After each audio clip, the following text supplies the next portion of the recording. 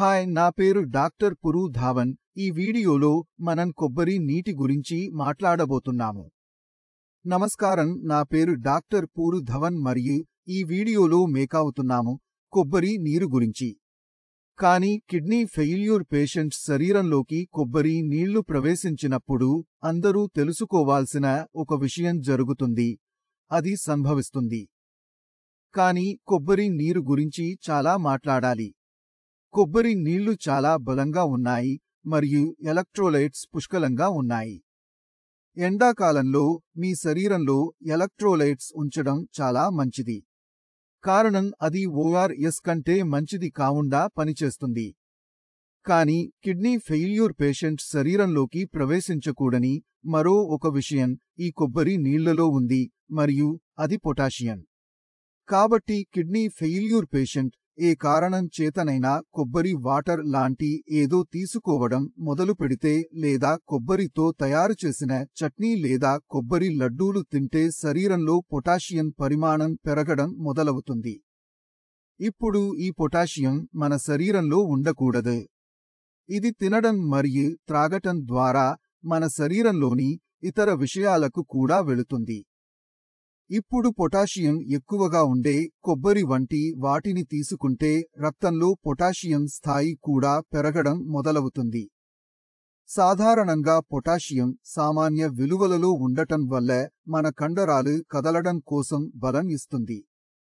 కానీ దాని విలువలు పెరగడం ప్రారంభించినప్పుడు ఈ పొటాషియం మన కండరాలలో శ్రమం సృష్టిస్తుంది. ప్రతి సెకను కొట్టే మీకు కలిగే నొప్పి మొత్తం శరీరానికి రక్తాన్ని ఇస్తుంది. ఈ పొటాషియం దానిపై చాలా చెడు ప్రభావాన్ని చూపుతుంది. When the levels of potassium increase, it makes your muscles tired and also affects your heart muscles, causing them to pump slowly.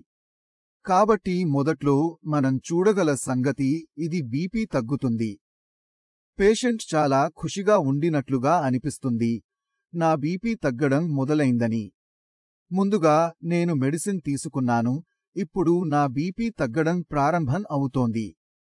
కానీ బీపీ బాగా తగ్గుతుంది, గుండె కొట్టుకోవడం ఆగిపోతుంది.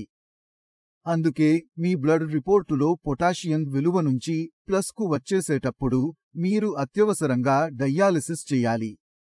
మీ కాలుల్లో స్వెల్లింగ్ ఉందా లేదా, మీకు కెటమైన్ స్థాయి ఉందా లేదా అని చూడాలేదు.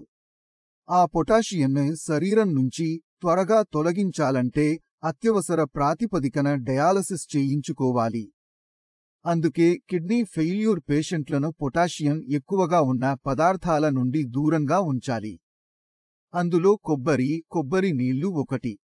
అదేవిధంగా అరటిపండ్లు, కివీస్, అవోకాడోస్, డ్రై ఫ్రూట్స్, జగ్గేరీ కూడా వీటికి దూరంగా ఉండాలని చెబుతారు, ఎందుకంటే వాటిలో పొటాషియం పుష్కలంగా ఉంటుంది.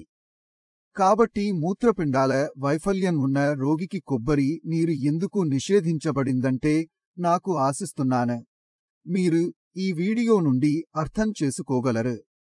మరియు కొబ్బరి నీరు వంటి పొటాషియం అధికంగా ఉన్న ఇతర వాటిని ఎందుకు అనుమతించరు. అయినా నీ మనసులో ఏముందో ఏది అడిగినా నేను అందుబాటులో ఉంటాను. మీరు క్లినిక్లో నాకు కలిపి చూడవచ్చు. మరియు ఒక డాక్టర్ టీం ఉంది, మీరు వారితో మాట్లాడవచ్చు. And with that, I would like to conclude our discussion for today. మీకు తర్వాత వీడియోలో కలవాలి. నమస్తే.